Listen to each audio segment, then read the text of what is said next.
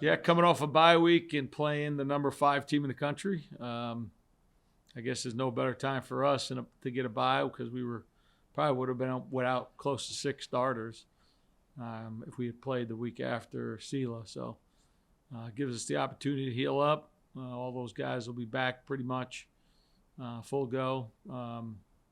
So we should be ready to go. Should be a fun opportunity for us. They come in after a hard fought, come from behind win over McNeese last week. So should be exciting. Going back to southeastern Louisiana, it really wasn't a coming out party because we've seen him his last couple of years here, but Savon, a great game. He was recognized for it. The offensive player of the week in the conference. Is he getting better and better each week? Is he back to the Savon we saw a couple of years ago? Well, he didn't. He was hurt since Idaho, so he really didn't. He came back a little bit versus Northwestern State. He probably played 50% of the snaps available to receivers, and then we felt he was good enough to let him go the whole game and put in some game plans because we knew he was going to be there, and we were able to get him the ball, and obviously he's pretty special with the ball in his hands. Another kid that stepped it up, one of our local guys. It got tight in the second half, and Andre made a couple of big catches for you. Huge. That 1 3rd down catch on a scramble drill coming back to the ball was about as good a catch I've seen a receiver make in a long time. And then obviously the vertical route, on 1st down was, it's just Andre he could flat out run. And, he ran by the guy and made an unbelievable contested catch. So it's good to see him start to play again real fast and playing with some confidence. Scoop and score, that was pretty special.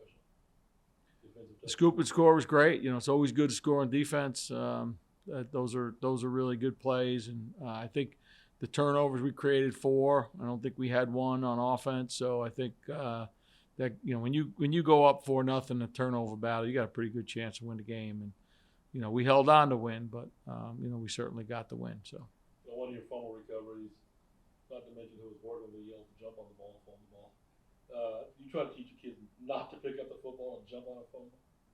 It depends. If there's nobody around, we want them to pick it up. We want them to try to score. If there's a bunch of people around, you want to jump on it and secure the ball. So we teach them kind of. It went okay. That went okay. Is there something you mentioned?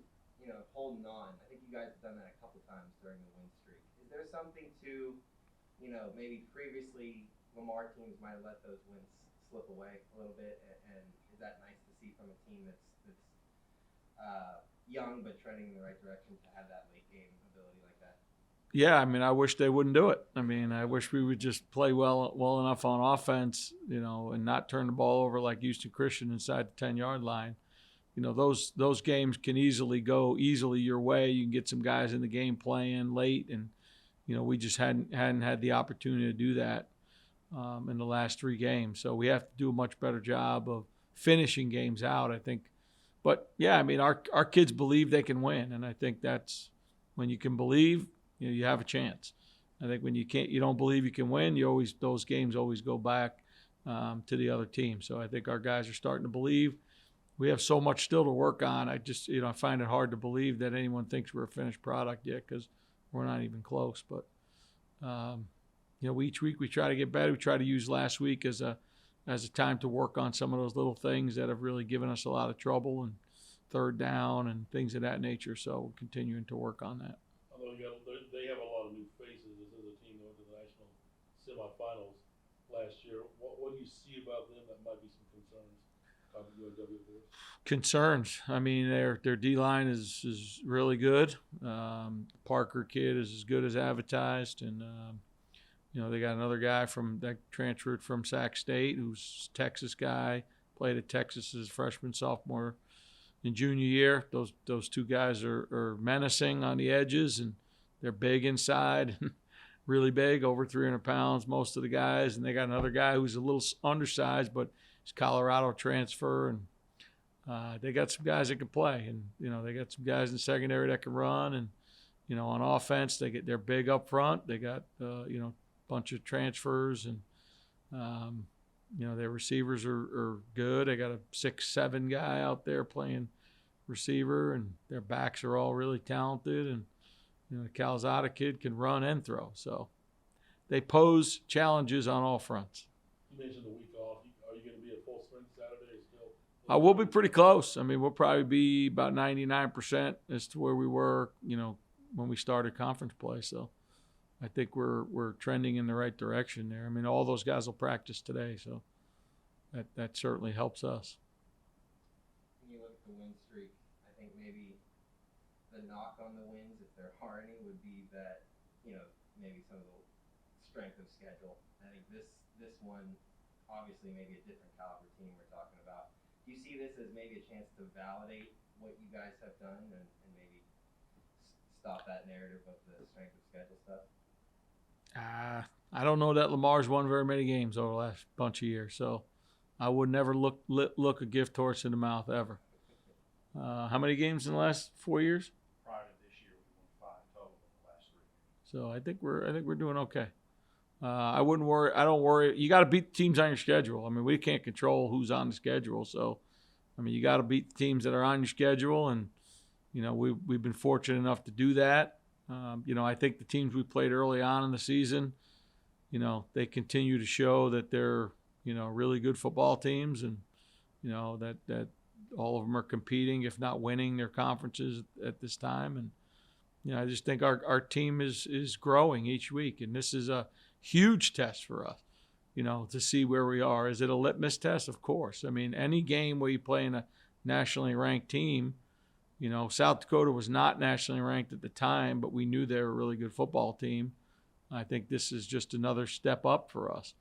And, I think that really given the opportunity is great for us. Playing at home in front of our home crowd, our guys are excited to play them. I think that really it gives us an opportunity to go out and show, that we are still growing as a football program. We got an opportunity here with a team coming in with really no pressure on us. I mean, nobody expects us to win this game. We'll be a 21-point underdog in the game for a home game. So our guys just go out and play, man. Just go out and play as hard as you can, as long as you can, and we'll see what happens in the end. I mean, if they're that much better than us, then it'll prove in the scoreboard. If not, then we'll have a chance. And to have a game like this at home, you mentioned the fans. And, what would your message be to the fans just to get out Saturday and support the team in a big game? I mean, show up and be loud and have fun, and let's make it a great atmosphere for a game. I mean, this is a great venue to watch it for sure, and I think there'll be two good teams competing their tails off out there, and what better place to be on a Saturday afternoon than watching college football in Southeast Texas. At this point in the season, what have you learned most about this team? We got some pretty tough guys. They work really, really hard, and they're tough. They don't give up. We've had opportunities. Again, Houston Christian was probably the one that sticks out the most, where they could have folded. We got stopped. We punted the ball back to them. They had a minute and 45 seconds left with all their timeouts, and they had just driven down the field twice and scored. So our team they're just tough, man. They just continue to fight, and they continue to believe in each other and play together, and that's the most important thing for me, is that if they're doing that, that means we still have room to grow and get better. But I think they're starting to really believe in each other and the guy next to them. I know you're concerned about Lamar and all that, but you can have a chance to stick your head in the Mid-County Madness on Friday night. Yeah, I'll be there. Of course, Harold. Yeah, I'll be there. I'll be there. Yep. I got a bunch of places to go Friday, but that's certainly number one on the list. No, I know you don't get the P&G kids On the team? on our team. Yeah, Bryce Lofton. Okay. You may have him in the future. Have a little friendly. Whatever team wins, the other guy's gonna run out. I don't know. That's between them. I don't get involved in Mid-County Madness. I got one more about Lamar. Yeah. I wanted to ask you about Robert. Seems like he's just been very effective. He doesn't really get rattled, since maybe the first few games kind of getting his feet under him, but now in the Southern Conference schedule seems to really be thriving. What about him makes it easy for the team to kind of get behind him as a leader? Well, I think that toughness I talked about shows up in your quarterback. I think your team kind of takes on the personality of that guy, whatever it might be, and he's been as tough as nails. I mean, he's gotten hit a bunch, and he got sacked 6 times in the South Dakota game. And he just keeps coming back and getting better. And he's in this office more than half of the coaches on our staff. So, he's really doing a great job preparing himself. And it seems like each week he gets a lot more comfortable with what we're doing offensively. And he's able to kind of take it to that next step in the process. I call it football 200. He's been operating in football 100, for the last few weeks. And I think last couple of weeks he's kind of taking it to the next stage of the process. And we hope that with this off week, he can continue to grow and maybe even take it to football 300. Who knows? I've got my one token question, Coach. With every win that you guys do, you kind of take a step back in history, and we're going to step on the field for the first time since 1967, 3-0 in Southern Conference play. Have you had a chance to think about the historical stuff that's taken place this year? Because that's an awful lot of football players that have walked through this, that have walked on this campus since that last time that have never been 3-0 in conference. Well, I can't do that. We had a team meeting. We made our goals for the year, and one of the goals was to go 1-0 each week, and not to worry about what happened last week, good or bad. And that's kind of where we are right now. I'll worry about all that stuff at the end of the season when we can figure out where we finished. So right now it's just about the next game and getting our team ready to go and practice today.